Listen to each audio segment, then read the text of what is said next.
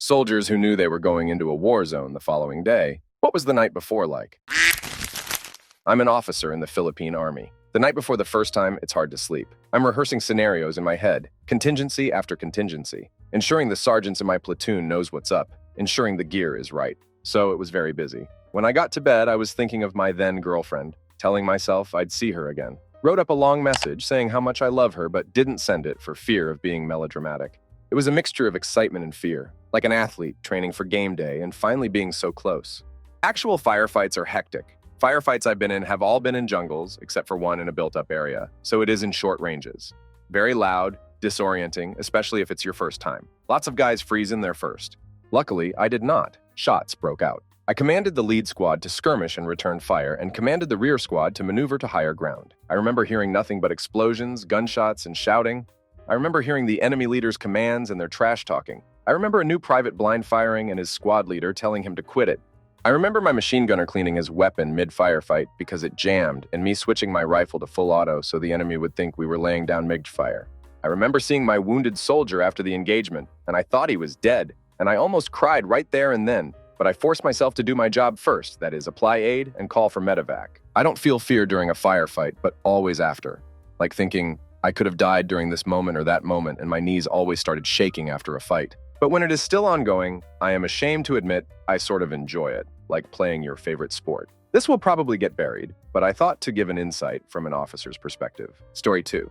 Lying on a cot next to my vehicle in the desert in 2003. We were told we'd be crossing into Iraq at 4 a.m. Everything had been checked, rechecked, and checked again. Made sure all 18 of my guys were loaded up and bedded down. Security was up.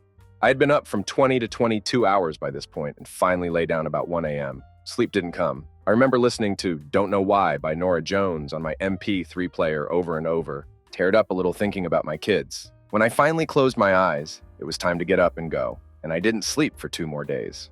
Story 3. Slept like a baby. Interestingly, the day before I got blown up, I was absolutely 100% certain I was going to die or lose my left leg. Not a leg, not a limb, my left leg. I emailed my wife. It wasn't that I was scared.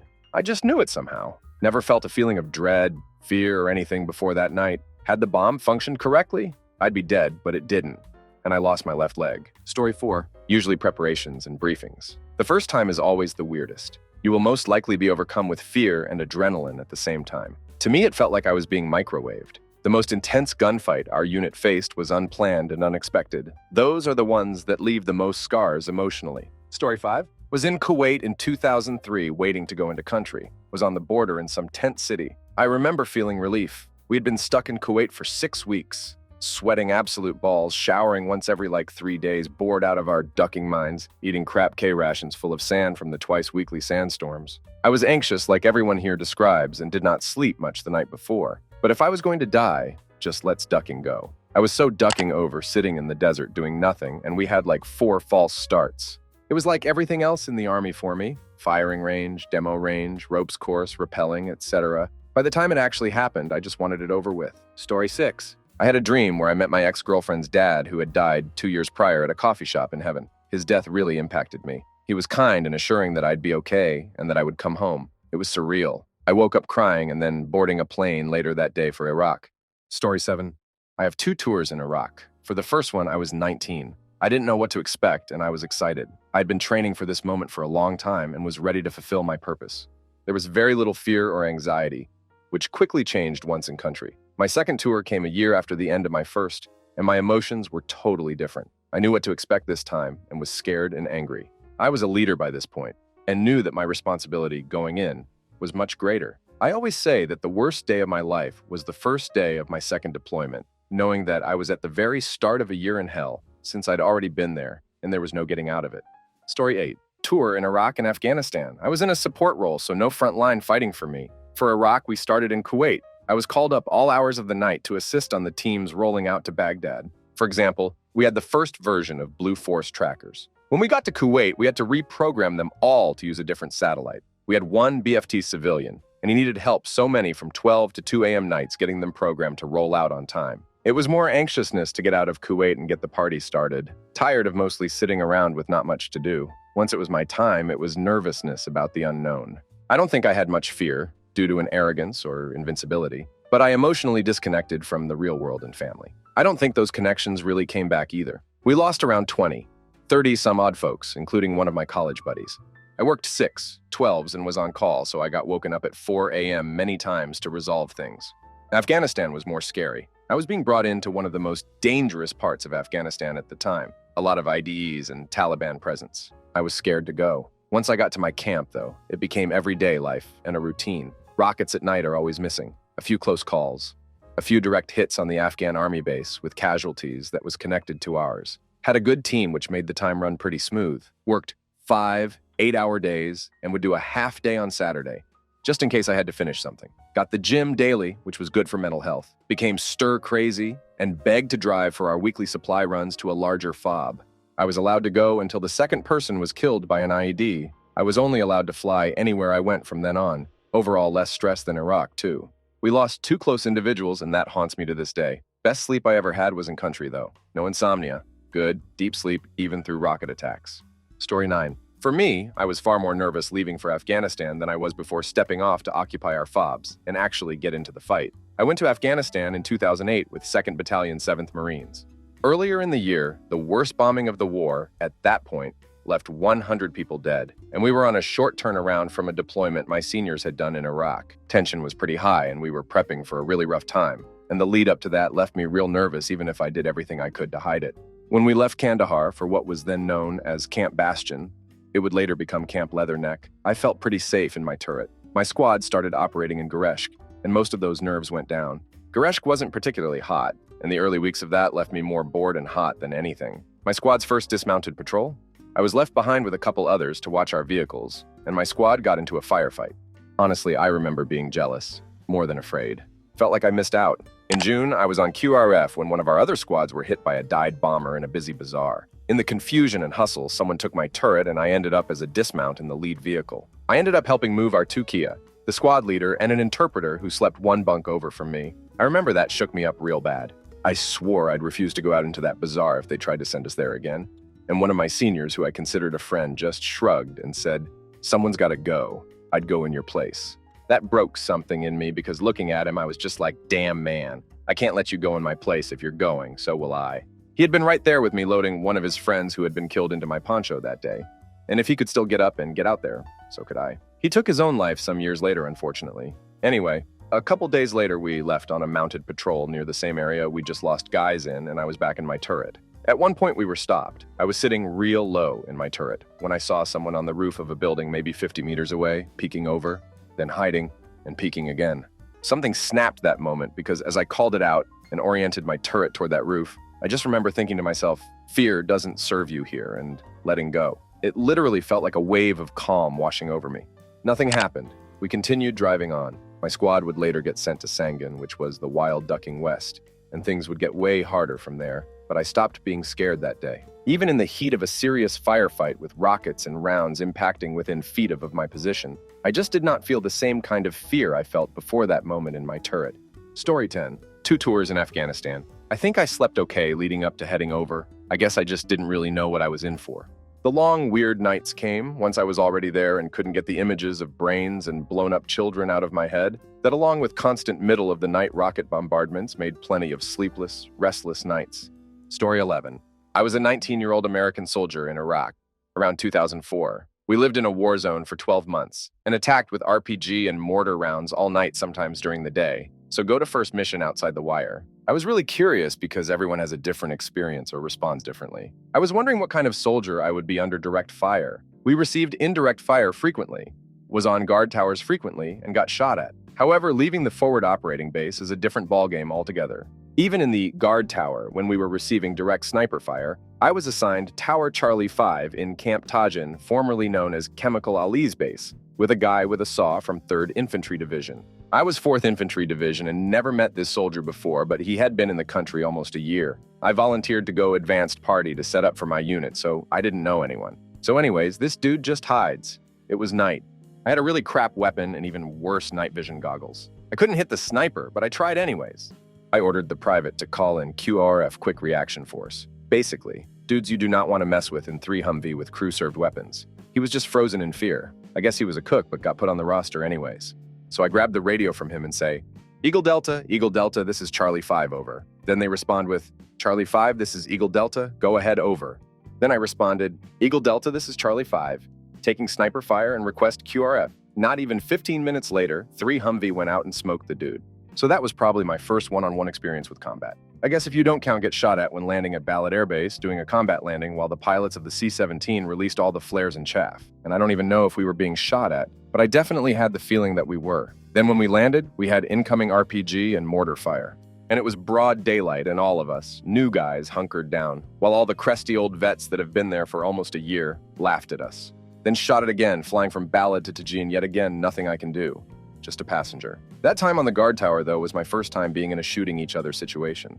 I saw how the private reacted by just hiding, and I just think people respond differently. So my first mission, to be honest, was at night, and we slept when and if we could. So I guess all I really thought about is how I would respond outside the safety of the wire. Was so tired all the time, I didn't lose much sleep over it, and it turned out I did okay. I get more anxious back in the States before an inspection or board. I just never wanted to let anyone down, even if I didn't know them.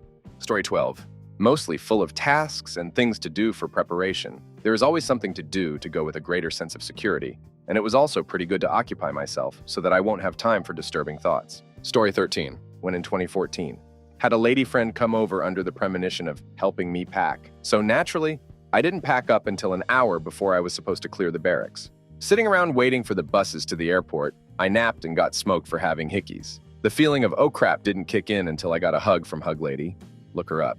Probably the only good thing Hood had going for it. And then walking onto the tarmac. Ended up in Romania for about a week, then flew into Afghanistan. Once those doors opened and you feel that ungodly heat and stench, that's when it really hit. I got into a game time mode kind of thought process. The first firefight changed that game mode mindset into, oh crap, this is really real. And then it was more the adrenaline thinking that my conscious. Towards the halfway point, there was more conscious thought than adrenaline. And finally, towards the end, it was the missions we weren't getting shot at that bothered me. You start thinking, what are they doing? Why aren't they firing? What are they planning? Stuff like that. It was my first and only combat deployment so far. I was just a private, so other people's thoughts are probably different. Story 14? I don't even remember. I deployed to Iraq in 2006 in a combat role. I'm sitting here trying to remember what I did the night before or how I felt or much of anything about the process, but I can't. I feel like my brain has pushed so much of it out, probably as a coping mechanism. There was so much going on for me at the time. I was just a few weeks out of basic training in airborne school. I was sent to a unit that had just deployed, and I would be joining them shortly. It was a blur of processing into the unit while also getting ready to deploy. I don't think any of it had hit me, though. I don't think I was scared, and it wasn't unexpected. Like I joined in a time of peace in a non-combat role and was suddenly told I was being shipped off. I was in the infantry. It was what we had trained for. I feel like I remember when the gravity of the situation hit me, though. We were air assaulting into a terrible area of rural Baghdad, pitch blackout, packed into the back of a roaring Chinook. It was cold out in the middle of winter. We slammed into the ground, were yelled at to get out, and pushed out 20 meters from the helicopter. The Chinook picked up and took off in a screaming cloud of dust. Nothing subtle about it. In an instant, it became eerily quiet as the sound of the Chinooks became fainter in the distance. I remember hearing my heavy breathing, the sound of my pulse in my ears, and the clanking of a roll of concertina wire that was wrapped in cardboard that I was carrying as it bounced off my weapon, and dogs barking in every direction in the distance. And then viewing the world around me in the green glow of night vision and IR reflections. Man, it definitely hit me then. Story 15. I was a combat engineer in the Marines in Afghanistan. My job was to clear a path for the infantry, using a metal detector and my eyes to spot IEDs buried in the ground, basically making sure I found them, avoided them, or I got blown up before anyone else. Prior to this op, my job was to just get from point A to point B without dying. That was fine with me because I could just take stupid routes through places I thought they wouldn't plant IEDs, irrigation creeks, agriculture, poppy fields, etc., to minimize the likelihood of getting blown up. This particular op, my job, was to clear a landing zone for the medevac chopper we were likely going to use right outside the village, sweep clear areas for other Marines to post security around the village, then go into the village and seek out and dispose, blow up, with a stick of C4, of all the IEDs we could find so the local populace could use that side of the village without fear of getting blown up themselves. I didn't sleep the night before. All I could think of was how bad stubbing my toe felt, then multiplying that by 1000x for my impending amputation I was about to endure. I wiggled my toes all night thinking, well, this is my last night with legs. Anxiety was killing me. Ended up not getting my legs blown off, so that was cool. Found 4, missed 1. An army guy embedded in our patrol stepped off my path and got his legs blown off a couple guys back from me. The Co called it a day after that, and we got in a little firefight on the way back to our patrol base. Story 16. It really depends on the deployment and mission. In general, though, it's just hectic and busy, making sure everything and everyone is accounted for, loaded, and ready to roll. Go over the routes, plans, expected resistance, etc. In my case, after we did all that planning, after the border berm was breached and driving across into Iraq, my driver crashed into the vehicle in front, destroying our radiator, I think, and my squad got split up. I was asleep in the back, and my rifle bashed my head because I was resting the front of my Kevlar on it. The next couple days were mostly a blur of moving, engagements, digging skirmish trenches, and sleep. Eat when you can.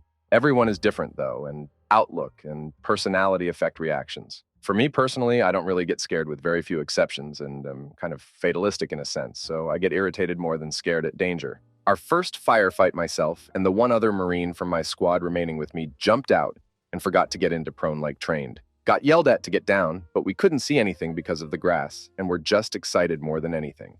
As time wore on, I just got tired, in many different ways. Eventually, many just get acclimated to the routine and danger, so much so that we had signs on our entrance. Exit to the bases I was at saying complacency kills. My first, ours. On my second tour, I flew into an airbase. Got set in, and then wasted an hour or so until morning chow. We had a mortar land outside the entrance. Some ran toward the entrance. Exit. I could see through it, so probably glass. Some took cover under tables. My mentality was I refused to move. It's indirect fire. Going any which way or doing nothing all had equal chances of something happening to me. Story 17, numb and disassociated, 2003. Every single day, for a year, and it was super pronounced if we ever hit up a huge base for a hot meal or a new pair of socks. Everyone there would be gallivanting and playing grab-ass, while we were trying to figure out how long our hillbilly armor would last, and wondering if the mail ever came in. I was never able to reset to normal, even after returning to the USA. Story 18.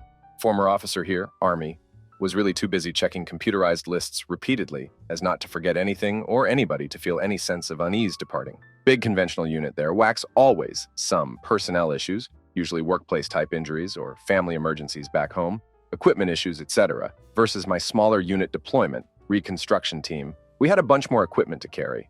I was busy. At the departing airfield, C-130 each time, get in line with your unit as a designated person counts each as they pass by, find a seat, fabric. Can't really talk over the whirling propellers and had my earplugs in. Had a little sense of unease as we land, taxi, and getting out when the cargo ramp opened. At the intermediate destination, I switched to both armored vehicles, Iraq, and being a passenger in a smaller helicopter, Afghanistan. A little bit of, here we are, and draw a deep breath, then deal with your gear, get on with it as you know where your ammo is. Going on missions out of the base, FOB, I'd get a little apprehensive if it had been a while, but my last month in Iraq, I was on mission almost daily, with it becoming second nature. Both my units would go over everything and tighten things up before going out to make sure there were no weak points. Assume you're always being watched. We had Afghan and Iraqi workers on base all the time. We never really got hit except a few patrols where my unit easily won against a few gunmen. Story 19. Former artillery officer. Did 2 combat tours in 2015 and 2017. I left on my first deployment with a child on the way, so I thought about my wife and how I will miss the end of her pregnancy. She probably thinks I'm a badass. And how good the lovin' will be when I get home. I thought about how my son would hear stories of me being a hero and a huge false sense of grandeur if anything bad were to happen to me. I felt invincible and had no fear of death or leaving anyone behind. My second deployment came after my son was here and I had a chance to be a father. I absolutely did not want to leave him or my wife behind now. I felt sad thinking that he could grow up without a father and my wife without me. They were staying at her sister's in Kay so we could save money while I was gone. The most affordable flight to Kay was 2 days before I left, so I dropped them off at the airport and cried in the car by myself. I stayed the final night eating pizza and playing video games with my bro who I was deploying with. We talked about what this deployment would be like and what we knew of the mission. He then went on a Tinder date and I played World of Warcraft until my wife called that they had landed in Key. Story 20. Back in the early 2000s, I was a helicopter crew chief in the Marine Corps. We were on a boat in the Persian Gulf in the mid-spring timeframe preparing to go in.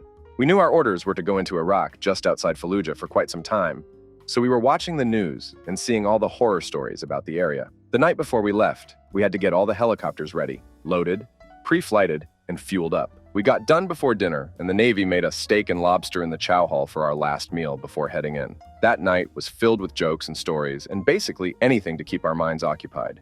We knew where we were headed and didn't want to think about it. Last-minute packing or adjustments to the setup in our birds, or any last-minute briefing with our crews. Other than that, it felt like quiet desperation mixed with bloodthirst. I slept like I did every night on the boat, listening to some mix on my Discman. The next morning, before we started flight ops and moving out, we gathered in the hangar and the Navy sang the Marine Corps hymn to us. I had the sense that they knew we were heading into the crap and some would not be returning. So they gave us a proper send-off. I give the Navy crap a lot, but that day I could see the love they had for us and vice versa. They were right. 31 of us didn't make it home from that deployment. Story 21. This wasn't for knowing we were going into combat the next day, just out to our small fob that we knew took a lot of IDF daily.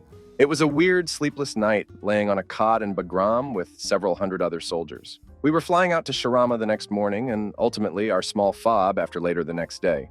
The guys that had deployed previously, mostly NCO, were on top of it. We were ready to go early, and they made us go to that late dinner at Bagram and kept saying, "Enjoy the food while we can."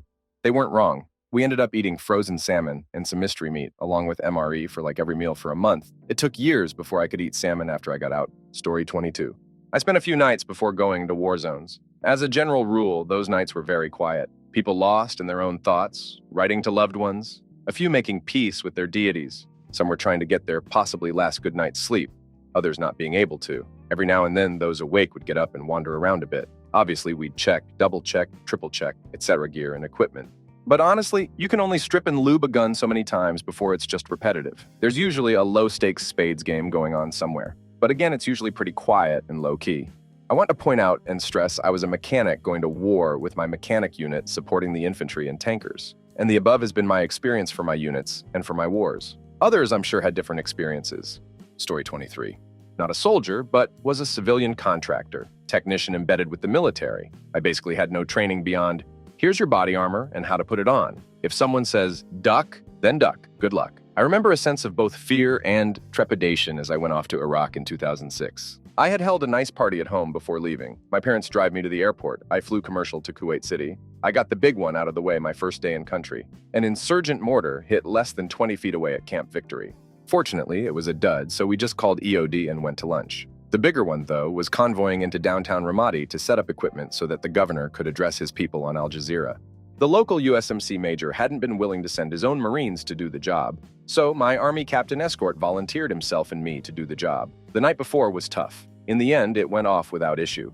But the pucker factor was real. In the 6 years that followed, I went to Afghanistan probably a dozen times, and I'm pretty sure I always slept well. Even after locking down for 18 hours thanks to a Taliban spring offensive that was launched at us at ISAF HQ in downtown Kabul. One of the mementos I have from that time of my life is my body armor, helmet, and boots. They sit in the corner of my living room as a discussion piece.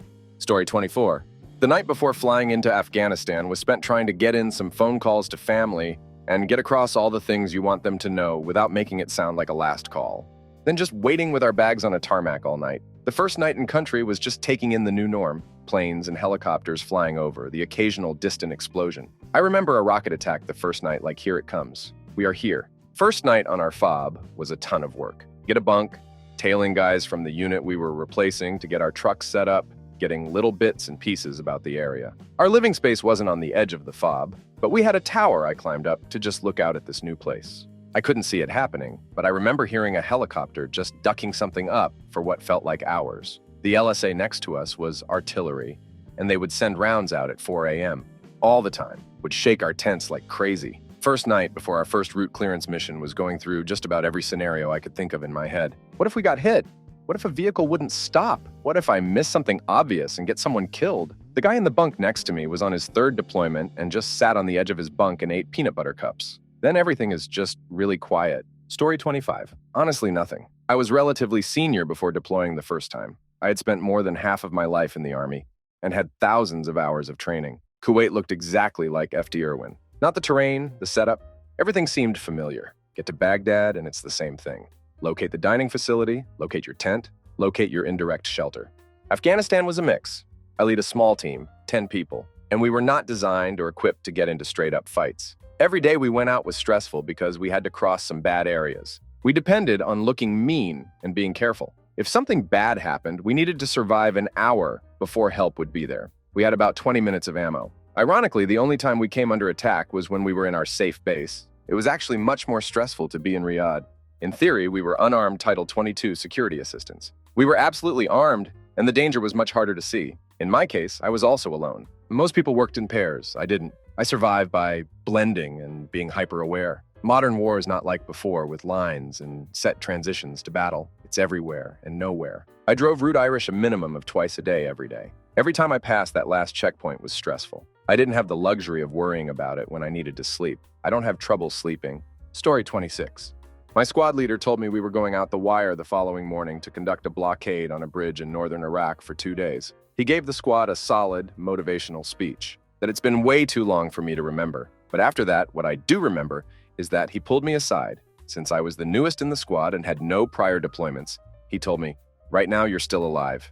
Enjoy it. When we leave the wire, just accept that you are already dead and leave the fear behind. When we come back, you can live again." I spent all night thinking about that. It sounds harsh, but I'm so glad he said that to me. I didn't understand it at the time, but it was my mantra from them forward every time I left the wire. There's nothing to fear when you already accepted your fate.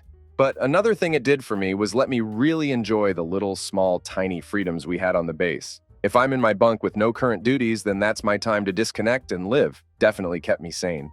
Story 27. Well, it's worse than hell. You don't sleep. You barely eat. You poop in fear. You shower in fear. You don't get a moment's rest. I tell you what, never quiet, but always scared of the silence. Not knowing what's coming next. Waiting for the next day, hour, minute, second to pass. Hoping you'll get out alive, not knowing and knowing at the same time. What else is there to say but suffering? Story 28. I believe the question was, what was the night before like? Not how you feel about it 10 years later. Marine Grunt here in 03, the night before the invasion of Iraq, was like any other crappy night in Kuwait because we were never told when exactly we would cross the line of departure. I did have the most unexplainable experience of my life that night, though. My great-grandfather and I were very close. He was Navy UDT diver. SEALs before they were called SEAL. In WW2 in Korea, he was at Pearl Harbor when it got attacked. He had just died the year before, in 2002. Anyway, I had this dream that he was sitting on the foot of my cot, shaking me, saying to get up. It's time to go. You need to get your stuff together. I woke up, sat up in my cot, looked around, and nothing. Just a bunch of snoring, farting Marines. I think, damn, that was weird. Just then, all the lights come on, and the company gunny and platoon sergeants are yelling at everyone to get up. It's go time. We are crossing the Lod. I went back to Iraq in 04 and fought in some major ducking battles, Fallujah and Najaf, and nothing like that ever happened again. I can't explain it for crap. Story 29. In the early 90s, and there was civil unrest due to a military coup in Haiti. I was in the 82nd Airborne Division, and my battalion was told we were going to jump in, tactical night parachute operation, secure airfields, and quell the coup. We started our 18-hour sequence, which is to recall troops, load equipment onto planes. Everything we take is dropped with parachutes just before we are dropped, and prepare ourselves. They issues us live ammo. It was well known that if you get live ammo, it isn't a training exercise. People started heading in a lot of directions emotionally. Some were psyched for war, some had false bravado, some were tripping out, and one person that I talked to was crying and said he didn't want to die. Our battalion commander stood in front of us and gave a rousing speech which ended with, "Let's go to Port-au-Prince!" It was surreal. We started loading planes, and first plane was wheels up when we heard Jimmy Carter, no longer president but still used as diplomat, had gone down and was negotiating a peace treaty. We were probably being used as a show of force, in hindsight. We didn't know that, though. We thought it was imminent. Story 30. My father was drafted to Vietnam.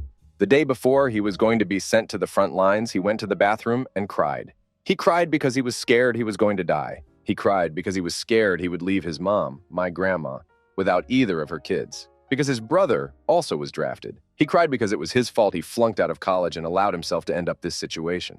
He told me it was the second scariest moment of his life. He has only truly cried twice. His platoon got attacked that first day. He was the only survivor of the attack. He was lying in a foxhole that night, hoping and praying they would not find him. That was the scariest moment of this life. The second time, he truly cried. After that, they gave him a much easier assignment as a secretary. He spent most of the rest of his deployment drinking PBR and other things. He's been dead now for 7 years. Story 31. It was a normal day. There were preparations and whatnot, followed by equipment inspection by my NCOs the night prior and the day of. Standard procedure dictates that we get our safety briefing before moving out, and all I remembered thinking was, we're using the same route to return to base? Okay. I was a young enlisted specialist and didn't want to voice my opinion then and there, as there were plenty of NCOs and officers present. I only had to follow orders. Everything went according to plan until our return. I remembered it was roughly noon, and my thoughts were about food and chicken wings at the DFAC dining facility. I remembered looking up at the sky, then at my watch, thinking, man, if they're going to attack, it would be right about boom. The DFAC was closed by the time we got back. I had pieces of the shrapnel as souvenir, but no clue where I left them. Uninjured, thankfully. Our vehicle took most of the force, even though it was not properly armored. Story 32. In the Middle East, in the early 2000s. We were up in the mountains, and way down below, out in the open, was a city. The days before the planes dropped leaflets telling the population we were going to attack in a couple of days and explained what routes were safe to evacuate, promised not to hurt you, deadlines to leave, all that.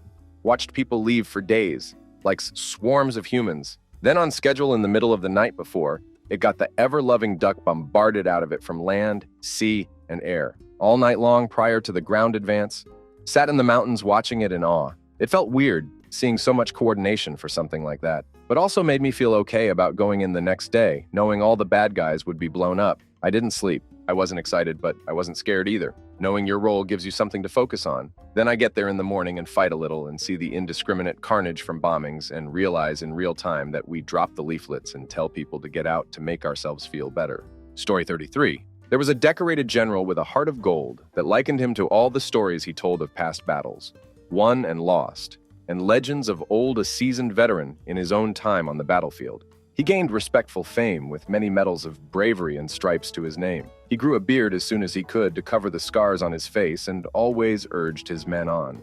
But on the eve of a great battle with the infantry in Dream, the old general tossed in his sleep and wrestled with its meaning. He awoke from the night, just to tell what he had seen, and walked slowly out of his tent.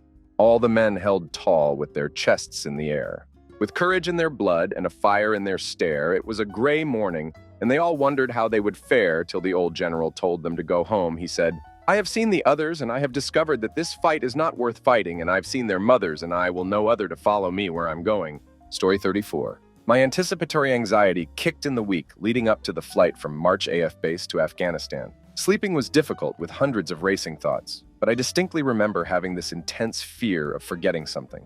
The night before we left, I didn't sleep at all, just alternating from laying on my left side to my right until the alarm went off. The morning of I was tired, and seeing other Marines saying goodbyes to their families instantly created this feeling of panic and regret for not inviting mine. Eventually, we got on the buses, put Camp Pendleton behind us, and I could feel my mind starting to ease. Once the plane took off, I was finally able to completely relax with the deployment beginning, and my choice in it made for me. I was going to Afghanistan, and there was no sense in worrying about it anymore. The night before we left Camp Leatherneck for our FOB, which I suppose really marks the night before I went to war, wasn't notable at all. I watched Catch Me If You Can on my computer after bullcraping with my buddies and went to sleep. Story 35.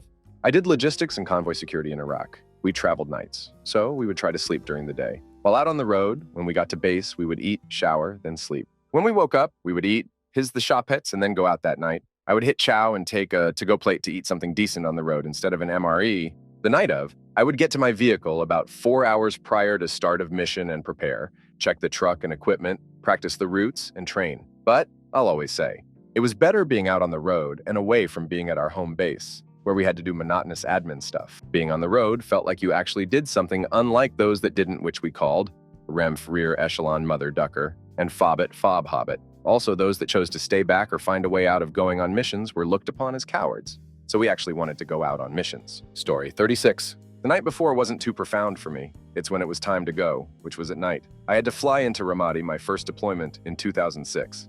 Taking ground transport was too risky. We formed up to board the Black Hawks.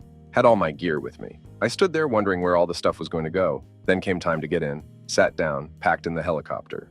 Crew started throwing all the gear on top of us. By the end, I could only see out of a small slit and was very uncomfortable. Landed at our Ramadi and felt very nervous. They had some trucks waiting to take us to our tents. I happened to sit next to my first SGT. He calmed my nerves with small talk, then paused and looked at me and said, "You have been waiting for this all your life, haven't you?" I think about that moment a lot, as it was just the beginning of a life-defining year for me. Story 37. My father was in Desert Storm in Iraq. He said DS was nerve-wracking at first, but after a few weeks was all business. Iraq was just business. The only story he ever told was one time a woman was running towards their convoy screaming. All the kids around him were yelling at her to stop. He took out his rifle and shot without a word. His co gave him crap for it, saying there's no way to know if she was an enemy combatant or not, to which he responded, "I've seen enough kids come home in body bags to let a dip crap co fresh out of the academy tell me not to shoot when I should shoot." And the way he told it, cold and without a hint of remorse, made me believe him. Story 38, 2 tours in Iraq. My first tour, I was empty inside before we went. I was afraid, but I wasn't sure what to be afraid of, so it just felt like nothing. Prior to leaving the States, I just sat and watched everyone saying goodbye to their families, all of them holding on to each other until the final moment. I was married, but asked my wife and family to not attend. I spent the majority of those 15 months doing route clearance and QRF, so I learned what to be afraid of. My second deployment, I can remember my first mission so vivid. My fracking knees were shaking, literally. Then I remembered how to compartmentalize that fear and kept on moving. And now I spend lots of time unpacking that fear. Story 39.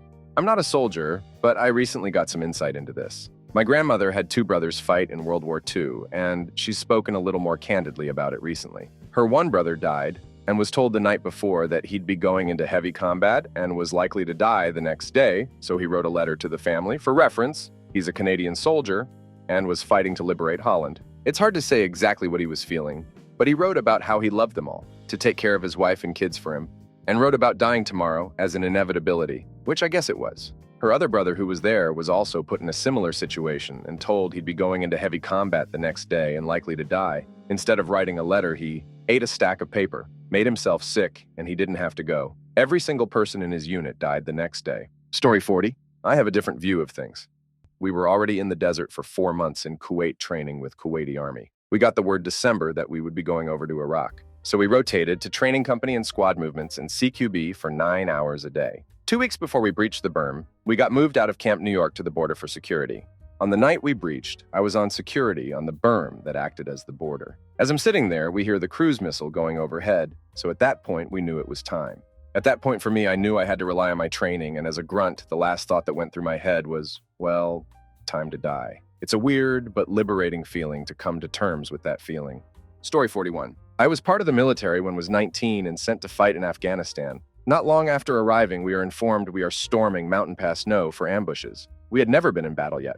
Myself and comrades were very quiet. Some men were trying to take mind off the thought by talking to most about nonsense such as the heat and smells. There was stern faces during the night's rations being handed out. Usually we talk and play jokes with each other, but that night, no one talk, no smiles. We all just look at plates. Trying to sit still during my fire watch was torture, and you could tell no one was really sleeping more, so just laying. In morning, when we walking into Target Mountain Pass, 2 men threw up. We had been told of the large number of enemy in the mountains when we woke up. It was very tense. Story 42. I deployed to Iraq in 2006 at 18. Never forget it was October 31st, 2006. Was pissed I couldn't take my daughter trick-or-treating. But the night before, we just got crap-faced drunk and talked crap all night. Took all day preparing to leave and saying goodbye to family. Long-ass 18-hour flight, couldn't ducking sleep. Spent 2 weeks in Kuwait. We actually flew into Iraq from Kuwait. Rap was intense. I just remember briefings about killing for our country because we do not supposed to die for it. There's a book about the air support unit that protected us from the sky called Thugs of Mosul.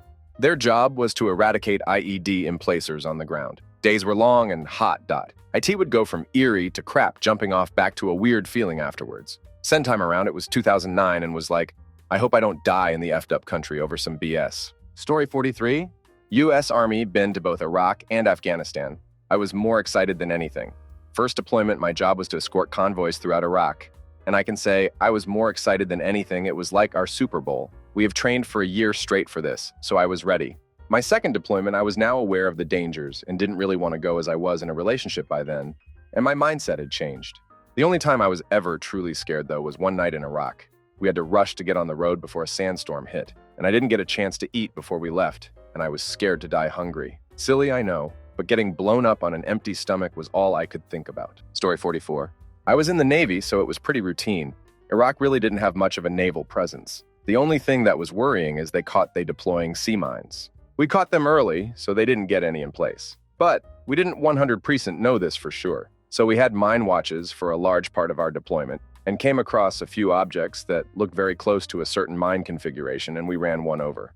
Lucky it wasn't what we thought it was, or a dude, because I'm still here, but I will say watching us move up on this thing, I definitely had this is how I die moment, because despite the warning, instead of turning, they wanted a picture and ran it over. So yeah, I could have died over a photo. Story 45.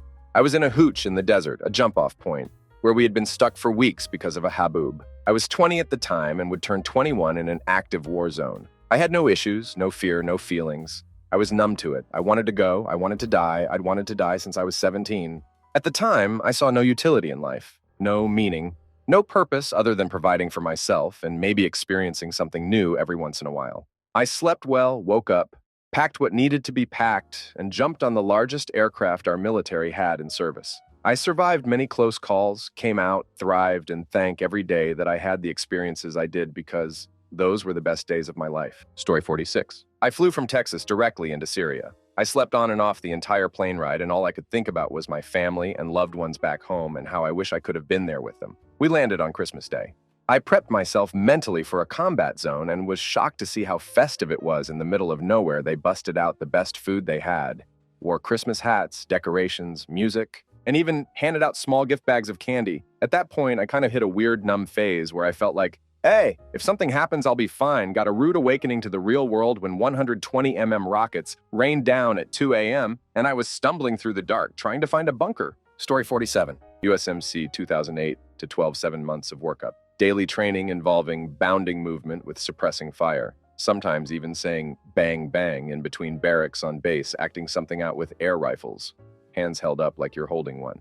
Combined arms training with AAV and M1 Abrams in the Mojave Desert. Massive villages made out of shipping containers with actors bust in to create an authentic atmosphere. Then you go on leave for some time beforehand, see your family, and you come back to base wherever that is. Then you party with the boys back at the barracks, and it all feels different. I made peace with a lot of stuff, my death being the most surreal. After going to Afghanistan, I can't believe I did the things that I did and came back whole. How many IEDs are still buried that we missed? Story 48. I assume you mean just deploying to a war zone and not specifically the night before going out on a mission. My comments are based on the first point. It's unnerving the first time you go, but you get used to the environment. I wasn't involved in a direct combat role, but did 2 tours to Iraq in 2007 and 2008. It's hard to not think about the worst when you don't know what to expect. The first time you hear the sirens go off for incoming ordnance, it can be terrifying. But eventually those don't really get your blood pumping anymore. Short answer, the unknown is what was scary.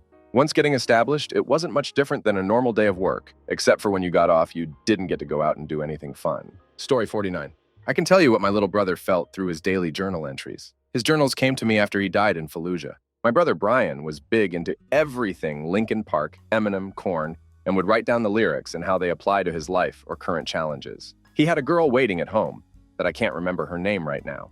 Brian just really wanted to do his 4 years in the Marines and get out with a free pass to a good college education. Instead, his body came home in a body bag, breaking the hearts of a community. His journals are very unorganized, otherwise I could give you more from his journal if I can find the right page. Or maybe he didn't write anything before going into war. Story 50. Nervous, but I was prepared, I guess. Deploying in the first place was where I had a few sleepless nights. It was like, okay, I'm here for 9 months now. I'm on the plane flying over, and some of us are going to be in some sketchy places while here. But actually getting in the war zone didn't faze me. More like, the first time a mortar impacted in my area while I was sleeping is what got me nervous. But even that you get desensitized to. You start the deployment running to the bunker every time you get IDAF, to just going back to sleep because they almost never hit that asterisk close. Counterinsurgency operations are just different from hot war. Story 51. I hated getting deployed anywhere because the travel was such a pain in the arse and I always seemed to arrive in the middle of the ducking night and miss my chance for sleep because there was always so much to do. I don't much care about people trying to kill me, but being tired really pisses me off. Damn. Now that I think about it, I'm only happy when someone or something is presenting me with an existential threat. Hence my post-Army CV, which has included specialist police firearms, firefighting, and maritime search and rescue. I get really depressed otherwise. If it weren't for a few medical problems I've picked up over the years, I'd be back in it in a heartbeat. Story 52. Afghanistan. I remember showing up to wait for the buses at like 3 a.m. only to be told to come back at 12 p.m. I went home and slept in my bed for what felt like would be the last time. I remember telling my dudes with the 249 not to charge their weapons unless told to, so they wouldn't have a negligent discharge. When I got blown up, it was just any other day. You don't see bad days coming, even when you're convinced that they are. Afghanistan was pretty sweet though. Western side of the country had super mild weather, all things considered. Super big tally presence, but they normally couldn't hit crap. Kuwait sucks ass. Story 53. Didn't sleep. Looked at everyone around me, not sleeping either. We all looked at each other in silence most of the night, just preparing our minds for the unknown. Army, Iraq. Story 54. My first time wasn't a problem, but I was almost blown up in a rocket attack. Last minute turned to talk to someone and ended up behind a wall because of that when the rocket landed about 20 feet away. When I found out I was going back, I had a small panic attack. Told myself you can freak out for the next 10 minutes, but that's it. Never had a problem again. My buddy I was supposed to replace was passed away, so I just convinced myself I'd probably be killed too and not to worry anymore about it. Almost a sense of serenity I've never felt since. The problem then became when I didn't. I wasn't prepared for the life after. Story 55. I remember being totally fine until a few hours before arrival. I got a super anxious, excited feeling, thinking it was going to be a bigger deal than it ended up being. Once we arrived, it quickly became boring. It wasn't until we started doing patrols a week or so later that we saw any sort of action. Story 56. 2006 and 2009 for me, and I slept better in Kuwait last night before going into a war zone than the last night in America, or I should say at least I got some sleep in Kuwait. You think you won't be back, so I tried to save every second with my family even though they were sleeping. Most of the guys were hyped up and ready to kill to answer your question. Story 57. This isn't my experience, but I will chime in since I asked my late father-in-law something very close to this question a long time ago. He was 82 Airborne and part of the D-Day offensive. I asked how he felt right before the jump and how apprehensive he might have been. He laughed and said there was no room for that because of all the training and preparation that took place beforehand. And he said that everybody was hyped up, mentally prepared, and anxious to get to the fight rather than worrying about all the what-ifs. To all the actual responders here, thank you for your contribution and service. Story 58. Context. Afghanistan in 2013. If you're a fighter, flying in country is probably a terrifying ordeal because it's the most dangerous time is the flying in or out. For those of us that went outside the wire, it was just part of the job. Before heading out on a mission, you'd take as much prep time as possible and then give people time to rest and take care of individual preparations. I think the first night before a mission, most do not sleep, and they choose to make all sorts of preparations, do rehearsals, etc. I usually slept okay because we'd spent enough time rehearsing, training, etc., that I felt comfortable with the mission and the plan. Story 59. I was traveling from El Paso and then into Afghanistan. Everything was such a blur at that point from just being herded along like cattle. I didn't even process what was coming. Even after being in country for a few days, Bagram and Kandahar, it hadn't really set in. But flying low over the mountains in a little prop plane on the way to our FOB was when the danger and where I was really set in. Then the second realization was when I experienced our first of many mortar attacks. Story 60. The night before I flew out to the Middle East was very busy. I broke up with my girlfriend, calmed down a soldier who was panicking, slathered an entire bottle of aloe on another soldier that had gotten nearly hospitalized from sunburns enjoying his last day in the States, and had to find body armor for a soldier that had gotten too fat for their body armor in the weeks leading up to deployment. In hindsight, staying busy focusing on other people was a great way to not think about where I was going and what I was about to do. Story 61. It's always the after that is the hardest part. Now that I have a civilian job, I actually sought out more difficult situations to put myself in at work. That would try to relive somewhat of the adrenaline. Nothing is ever going to come close to that. It's definitely hard to explain to somebody who's never been through it how much enjoyment and simplicity is in that minute. Civilian life is complicated, but when you're actual combat, it's amazing how everything just gets so pinpoint, everything in your life kind of melts away, and you really can only focus on what's going on around you in this sort of weird, chaotic zen. Story 62. Worried more about my fire team than myself. I'd already had a small incident in Afghanistan, shortly after the 11th of September, but we were now going up against an actual army with tanks. I spent the whole night rehearsing every scenario, remembering things I should tell them, and praying like crazy. In the end, my fire team was okay, but 2 Marines in the convoy were passed away.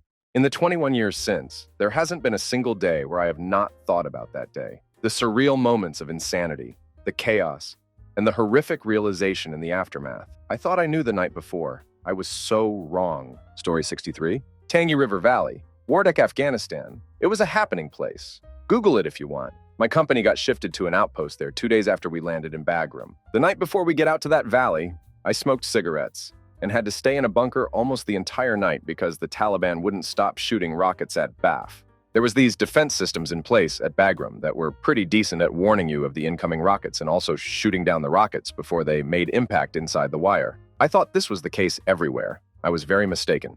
Story 64. I was in Afghanistan from 2011 to 2012. The night before was tense, but it was a different feeling. A mixture of excitement, anticipation, fear, and worry. But after a couple months in the crap, you kind of get used to it. After my first few firefights, I was just like, crap, this is just how life is. Your emotions change a lot over the course of a year-long combat tour.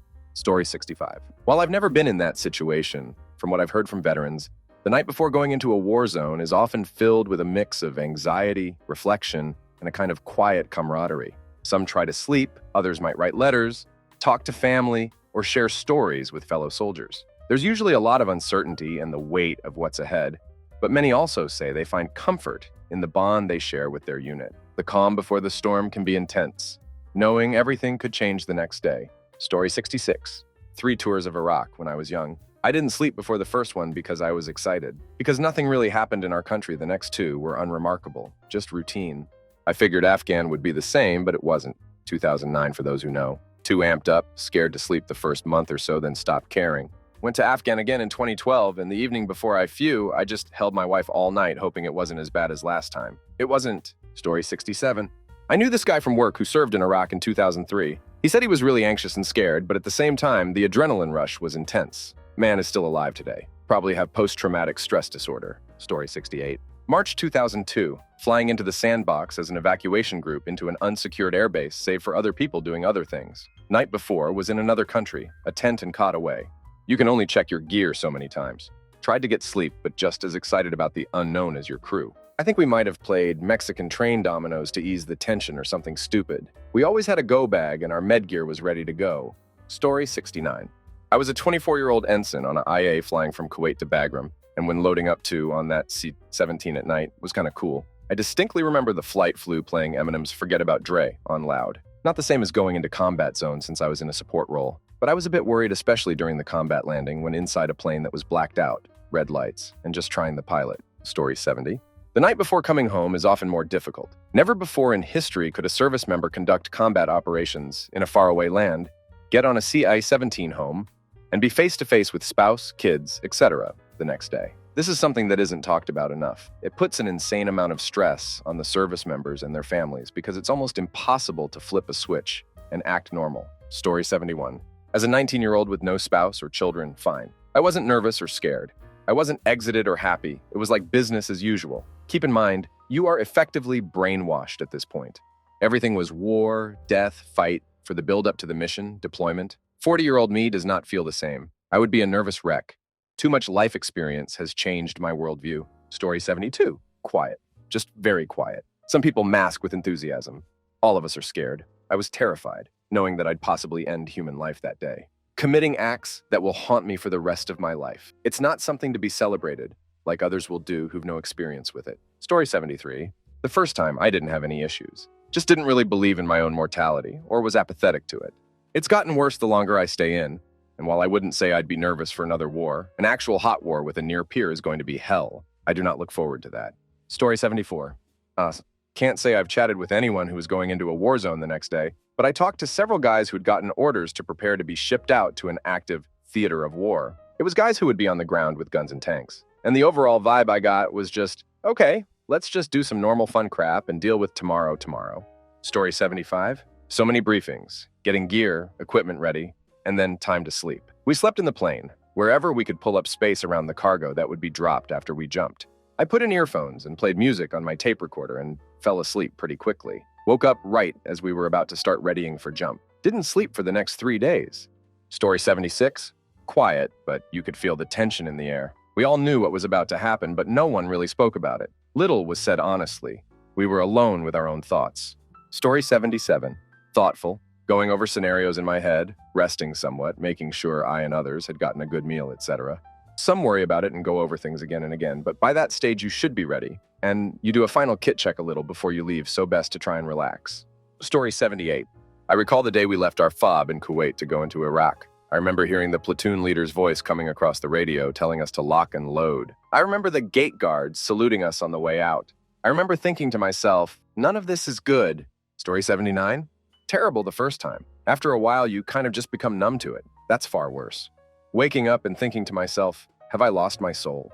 Why can't I make myself care? Then when you're home safe, that's when the panic and fear kicks in. Post-traumatic stress disorder is a git. Story 80. Combat or war zone? Before combat, it was a lot of rehearsals and checking over gear. Before a war zone, just a normal day TBH. Just imagining what type of show we were going into. Story 81. Iraq Army vet here. I would sleep up until we were ready to roll. I mean, not just the night, but in the truck I was driving or gunner in up until the engine started. Sounds weird, doesn't it? Story 82. It was around 2015. I was an infantryman stationed in Vilseck, Germany. We had months of train up, but my nerves were kind of calm. I remember that night I ordered a carbonara from a restaurant named Cheers and played League of Legends all night and slept for about 3 hours before we had to go fly out. Story 83. As a leader, you do everything you can to put your soldiers in the best position you can and to mitigate as many risks as possible. At some point, you say, duck it and get some sleep so that you can react to the chaos as well as possible when crap starts popping off the next day. Story 84. Was in a place where we had rocket mortar attacks regularly. It just becomes a normal part of your life like anything else. Seems weird to acknowledge that now. The night before arriving was just another night for me. Everyone is different though. Saw some guys who were very negatively affected by the experience. Story 85. It was my 21 birthday. This was day 29 of crossing the ocean on the USA Baton. Day 30 would have been beer day on the ship, where you'd get 2 beers, allegedly. I never got to find out. We landed in Kuwait and headed into Iraq. Kind of just a blur of thought and jitters. Story 86. Shared a few crayons with my Marine buddies, I was Navy, and washed it down with some glue. Good times. Honestly, there was some anxiety, but not a ton. I think I was a little too young and naive to understand how serious what we were doing really was. Story 87. A lot of tension and nervous jokes. That said, it was what we had been training for. We checked our equipment, ran our drills in our heads, and just sat around. If I recall correctly, we watched a bootleg Chris Titus comedy special on one of the guys' laptop. Story 88. So I was on the Global Reaction Force for ISIS. Was 72-hour notice deployment, and I had just returned from a different deployment. That particular case, I just spent a ton of time with my wife. However, on the way back, we stopped at Ramstein and partied like crazy. Story 89. Completely calm and incredibly thirsty. All those years of training, here we go. I had a saying, check your heartbeat at the door. You never know when your switch will get flipped. Being scared and unconfident or complacent would kill. 20 years later, I still have nightmares about it. Story 90. U.S. Marine here. I barely slept the night before, was highly effective during, and a bit of a mess after. Buried that for 30 years, terrible idea, and only learned to process it after I got sober less than 5 years ago. I'm 56 now. Story 91. Maximum level anxiety and worry about all of the details. Am I prepared? Are we prepared? Will I die? When will I die? Will I make it back alive? Do I have all my gear? Did I forget something, etc.?